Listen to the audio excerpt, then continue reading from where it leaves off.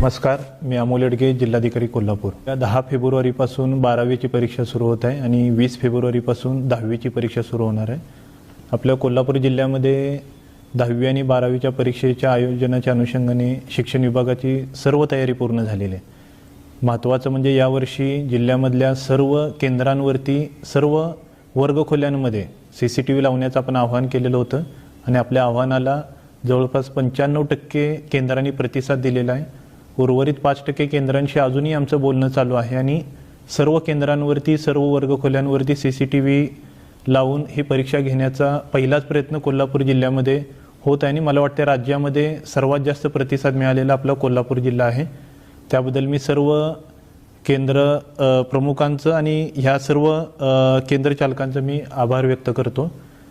ही परीक्षा शांततापूर्ण वातावरणामध्ये आणि विद्यार्थ्यांना एक चांगल्या पद्धतीचा अनुभव देण्याच्या अनुषंगाने सर्व स्टाफला त्या पद्धतीचं ट्रेनिंग देऊन परीक्षा कंडक्ट करण्यात येणार आहे। काही केंद्रांवरती ड्रोनद्वारे सुद्धा कुठलाही उपद्रव पोहोचवला जाऊ नये यासाठी पाहणी केली जाणार आहे।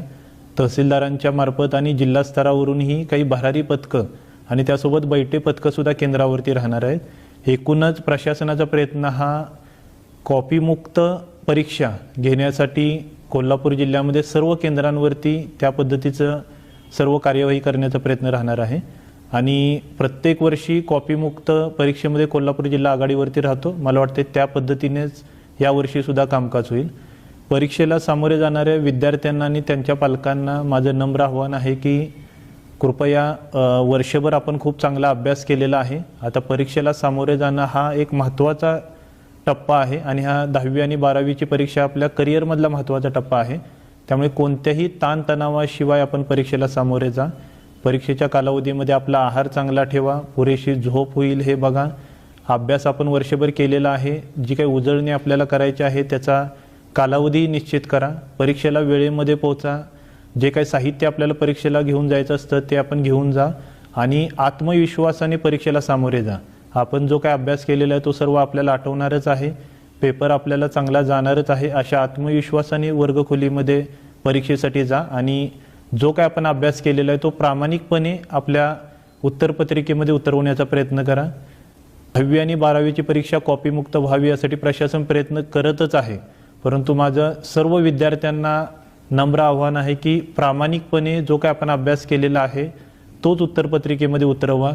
कुणीही गैरमार्गाचा अवलंब करण्याचा विचारही करू नका, कारण गैरमार्गाने मिळवलेले 90% किंवा 95% हे प्रामाणिकपणे मिळवलेल्या 70 किंवा 75%ची सर कधीही करू शकत नाही।